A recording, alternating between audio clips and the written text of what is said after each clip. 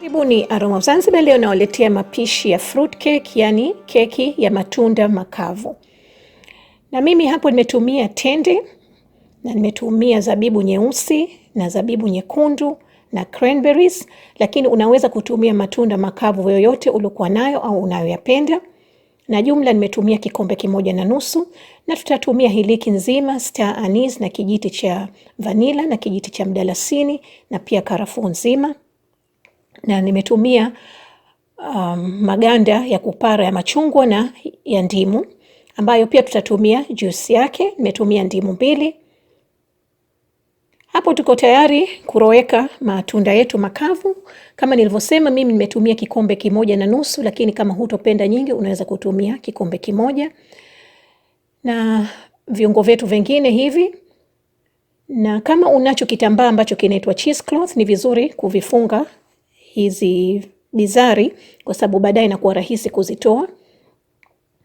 Na nimeroweka na kikombe 1 cha maji ya machungwa ambayo nimeyachanganya na ndimu, lakini unaweza kutumia maji ya mananasi au pia juice ya zabibu. Na sio lazima fresh, lakini mimi napenda kutumia fresh, na tumeroweka kwa kiasi muda wa saa 1.5.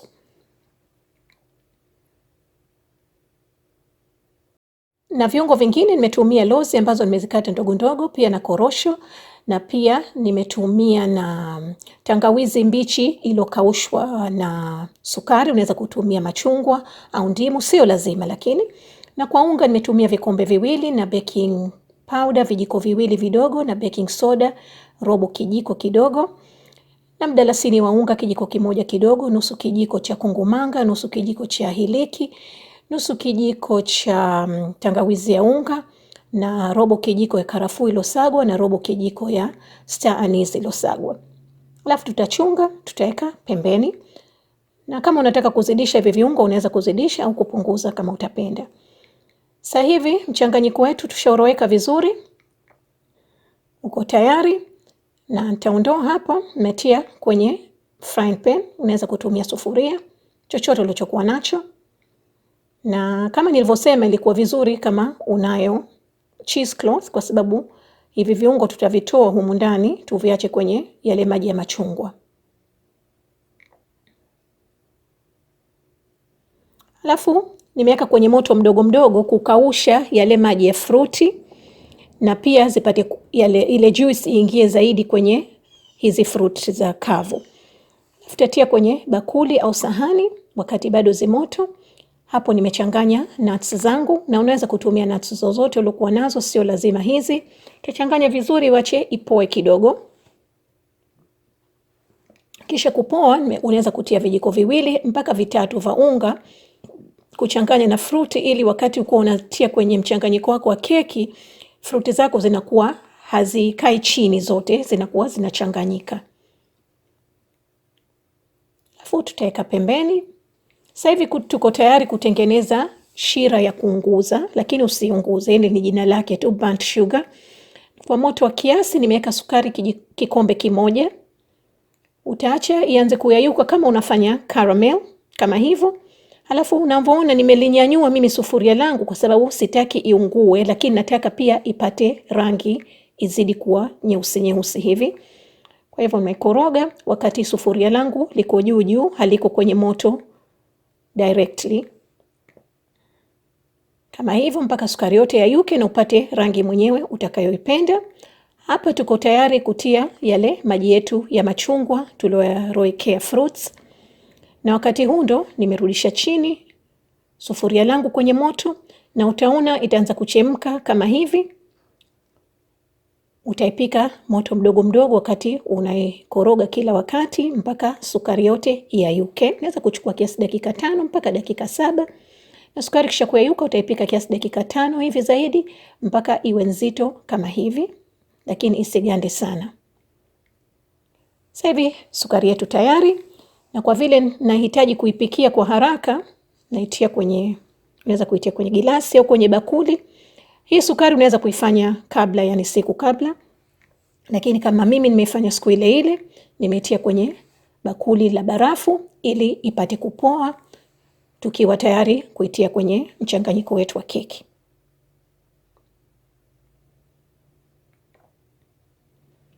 Sasa hivi kutayarisha bati letu la kuokea, unaweza kutumia bati la aina yote kama unapenda la mviringo, lakini hakikisha liwe refu. Metia samli, mafuta, unaweza kutia siagi, au kama unayo karatasi, unaweza kutia karatasi.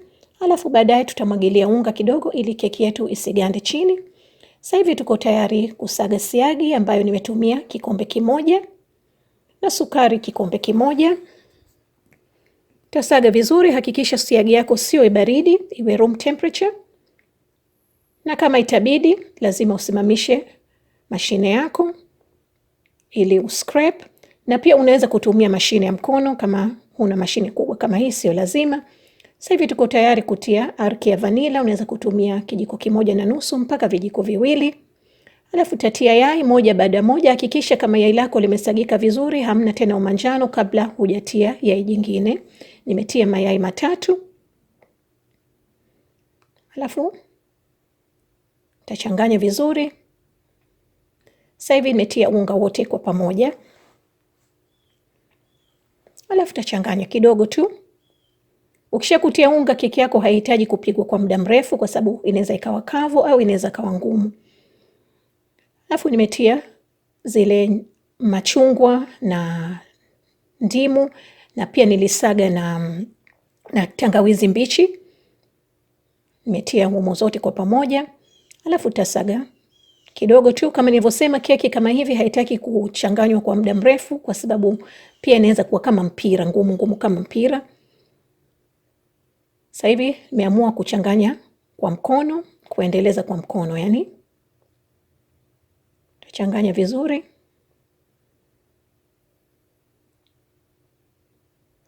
Halafu niko tayari kutia ile shira yangu. Na nimetumia kikombe chote, lakini unaweza kupunguza kama hutaki iwe nyeusi sana. Mimi napenda fruit cake iwe rangi nyeusi. Unaweza kupunguza kikombe kasoro kama hutopenda. Kisha kuchanganya, taongeza kumalizia yote.